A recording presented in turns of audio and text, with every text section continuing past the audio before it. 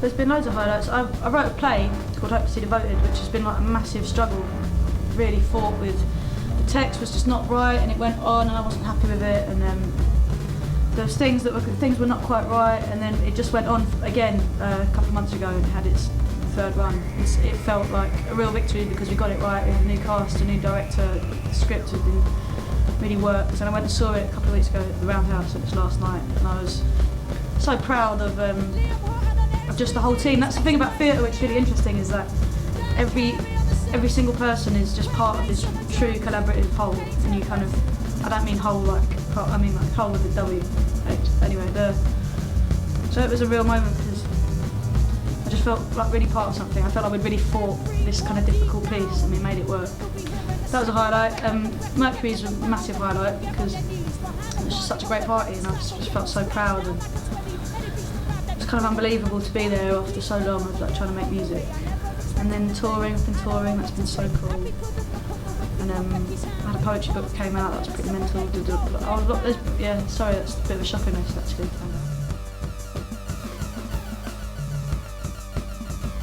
Just depends what the project is. Like being in the studio making music is, for me, much more instinctive than kind of sitting down to try and write a play. I find writing theatre really, it's like brain work. I have to really struggle to kind of get dialogue feeling natural, and to think in terms of narrative arcs and dramatic arcs it doesn't like come straight from my heart, and it's just like, you know, with music I'll be in the studio and it kind of just happens. It's either happening or it's not happening, but with theatre, for me, I have to work much harder at it. Poetry as well is like a whole different part of my head and my heart. It's kind of much more delicate and quiet. I don't know, it's hard to explain. I'm still learning as well how to approach different things. But there's an interesting thing happening where like, I have an idea, and I can, before the idea comes out, I know how I want it to appear, you know, whether I think it's a song or a play or a character in something, you know. So but I don't really know, it's all, I'm just kind of making it up as I go along. I don't know, it's like, I know that it's an unusual album, Everybody Down, and that it's quite hard work, and I think people actually really enjoyed that about it, like that I'm not underestimating the audience in any sense. I'm actually saying like you have to really get involved in this, otherwise it's going to be, you know, it's a story, but you have to engage with it, otherwise it's just like a lot of words and kind of hard beats. Not that much fun for anyone. But I think people were kind of into the audacity of that kind of idea. And also I've been touring like crazy, and I think people enjoy that. They enjoy seeing somebody, you know, in real life, in the flesh, and they realise that it's real. This is coming from a real place. But I don't really know why. Hopefully they'll just, you know, stay with me, and I've got lots of different things that are coming up, and hopefully they'll keep on board, you know.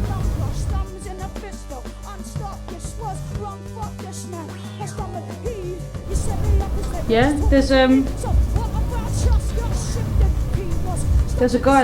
poet, a German poet called Rilke, R-I-L-K-E. He wrote this book. It's a collection of his letters, his correspondence he had with this young poet. It's called Letters to a Young Poet, and that's really good advice. He basically says, like, you know, that you don't. This guy writes to him as this older poet, says, oh, you know, can you read my poems? Can you give me some advice? And his answer is like, you don't need my advice. You need your own advice. If you would die if you didn't do this thing, if this is what you live and breathe for, then you know when it's working and when it's not working, and you have to live with it when it hasn't quite done what you want it to do. And we all do it. We all kind of seek approval and, you know, permission from people. But actually, when you're on your game and you know and it feels right, all you have to do is take care of getting to that place with the work that you make. Well, that's what he says, and I found that really inspiring. I suppose like it's really important to just listen to a lot, read a lot, and to just keep going until you feel you found your voice. And yeah, just don't. It's a really kind of tough, difficult, arduous path. I think, like trying to improve all the time. But it's the most fun thing you could do if you love it. It's the best thing in the world to do. So enjoy it. It's a labour of love. Enjoy it. Stick at it. Finish things. Even when, you know, you haven't had, sorry, I'm rabbiting on, but I think this is an important thing. It's like, everybody has ideas, right? The only difference between somebody, you know, you get these people and they're so quick to tell you about all these amazing ideas that they have. And the only difference between like an artist and somebody who isn't yet an artist is that the artist has just finished something. They've just had this idea and they finished it. And when you finish it, it's never going to be as good as the idea was. It's always going to be clunky and kind of awkward and a bit crap. But that's why you kind of push on and have another idea and write another thing. And you get better and better and better. And that's how you do it, by just saying, like, okay, I've got this idea. This is how it goes. Finish it. Done. Put it out. Do a new one. It's a really exciting time for putting stuff out. It's so easy. Just put it online. She said nothing. She raised her eyebrows like he did on the night they met. In this way they spoke. Yeah, it's a kind of tough one because like there's no kind of nice way of tying that up. Like, it's a really intense time, especially in London. No, I live in London, and I think it's like London doesn't want me anymore. I've lived here all my life, and suddenly I can't afford to live in. I've got a job. I've got, you know, a pretty good job, like, and everything just seems to be getting really, really scary in terms of, you know, that TTIP. I don't know. There's lots of things that are worrying, like globally, like UKIP, everything. It's like, but I'm not really. I don't think of myself as a social activist at all, like, and I wouldn't want anybody to kind of get me on the stick and think that I'm kind of championing myself as like the voice of anything. Because like all I know is that when I'm on stage and performing, I think it's important for me to talk to the people in the room about the fear that I have about the times. But I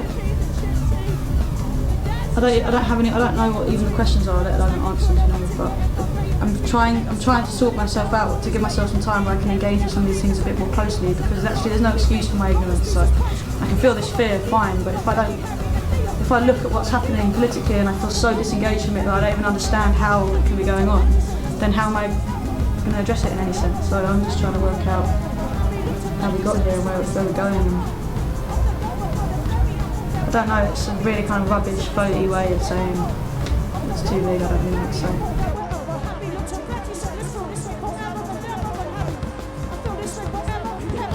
Yeah, I mean 2014 was mental because there was a couple of like unexpected things like Mercury and blah blah blah. But I'm working on a new record which is so exciting. We're touring, going to America for the first time, which is, well, not the first time with music.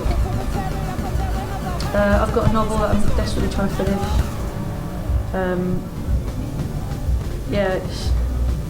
It's probably going to be as busy as, but like hopefully less kind of public. It will be like busy and, you know, writing busy, which I really enjoy, and lots of touring.